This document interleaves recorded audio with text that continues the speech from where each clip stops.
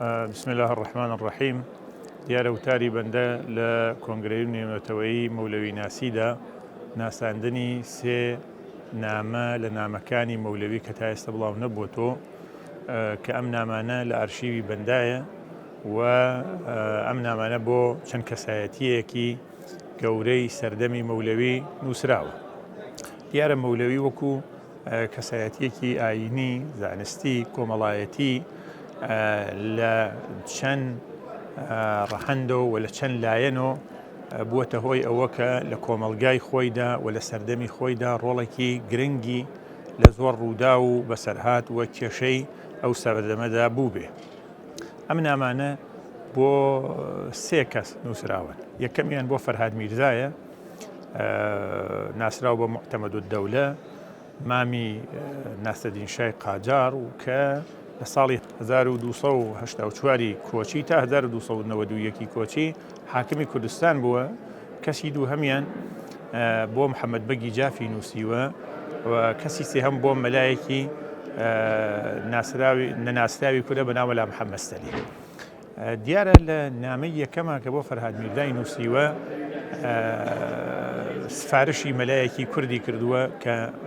سەیدە و زانایەکی گەورەیە و بەڵام بەهۆی کەم دەرامەتی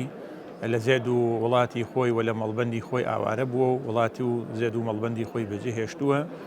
و داوای لە فەرهاد میرزا کردووە بەهۆی ئەوەم پیاوێکی گەورەیە تۆ چاوتان لێەوە بێ و لە شوێنێکا دایمەزرێن وەکو مەلا بۆ ئەوەی کە دەرامەدێکی ببێت. دیارە پەیوەندی فەرهاد میرزا و مەولەوی لە چەندین ناما بووە و لەو 7 ساڵیدا کە فەرهاد میرزا حاکمی کوردستان بووە ئەو پەیوەندیە هەر بووە. فەرهاد میرزا کەسایەتیەکی سیاسی، ئاینی و زانستی گەورە بووە کە هاتووەتە کوردستان. زۆر بەباشی زانیوێتی کە مەولەوی کێیە و مەولەوی لەو چەند نامەیە کە بۆی ناردووە بەو پەڕی ئازایی و لێهاتووی و داواکاریەکانی خۆی مەترح کردووە. حتا فەرهاد میرزا کتێبێکی هەیە بە ناوی زەمبیل کە بە شێوەی کەشکۆڵی بەهایی نووسیویەتی لەوێ لە چەند شوێندا باسی کوردستانەکە. یەک لەو شوێنانە لەو شیعرە نەوادر و قسە خۆشانە کە بوویەتی و کۆی کردووەتەوە شیعری باڵاخانەی چەمی مەولەوی هێناوە و نووسیویەتی ئەم شیعرە ئینی سەید عەبدوڕەحیمی تاوگۆزی زانای بەناوبانگی جوانڕۆییە کە من هەڵم بژاردووە و توێتی ئەمە بیرێک و مەزمونێکی زۆر تایبەت. و دیارە لەم نامە وەختی ئێمە چاوی لێ ڕوانین ئەبینین بە شێوازی ئەو نامانەی تر کە فەرهاد میرزا هەڵسو کەوتی لەگەڵ کردووە ڕێزی لە قسەکەی مەولەوی لەوانەیە نابێ. نامی دووهەم بۆ محەممەد بەگی نووسیوە، محەممەد بەگی جاف. هەندێک کێشە لە ناو هێزی باوەجانی و یەزدانبەخشی هەبووە. مەولەوی وا دیارە لەو کێشانەدا تۆمەتیان کردووە سەر مەولەوی و هەندێک قسەیان پاڵداوەتە لای مەولەویەوە. هەر بم بۆنەوە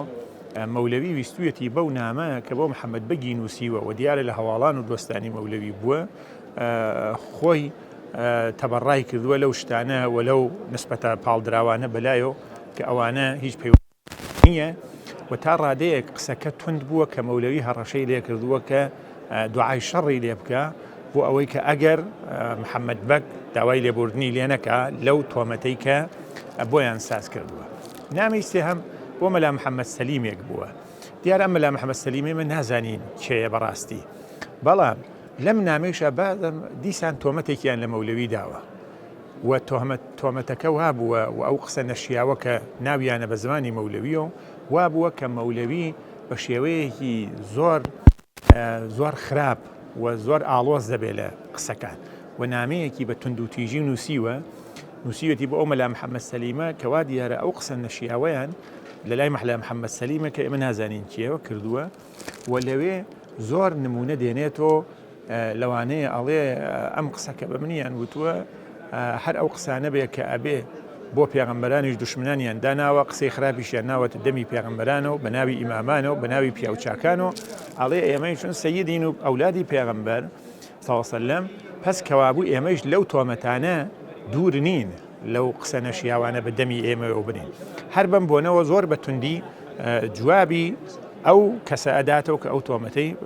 ناوەتە دەمی مەولەویە و ئەو نسبەتە نەشیاوەی داوە بە پاڵی داوەتە لای مەولەویەوە. دیارە ئێمە مەولەوی وەکو کەسایەتیەکی گەورە بێگومان و هیچ شەکێک دەیان نامە هێشتا لە کتێبخانەکان و لە بنەماڵەکانی زانیاری کوردستانە ماوە کە بڵاو نەبووەتەوە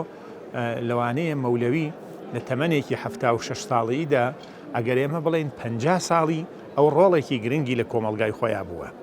و لەلایەکۆ کەسایەتیەکی ئاینی بووە لەلایەکە و زانایەکی گەورە بووە لەلایەکە و بنەماڵەیەکی بەناوبانگ بوون و لەلایەکۆ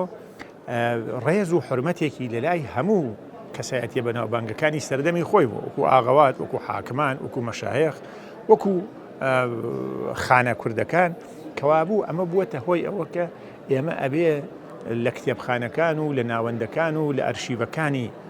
بنەماڵەیی و ئەرشیوە دەوڵەتیەکانە ئەبێ بگەڕین و هیچ گومانی تێدا نییە کە دەیان نامی مەولەوی هێشتا لەوانە هەیە و ئێمە دەستمان نەکەوتووە هیوادارین لە ئایندەدا ئەم هەلە بڕەخسێ و ئەو نامانیش بێنە بەردەستی خوێنەران.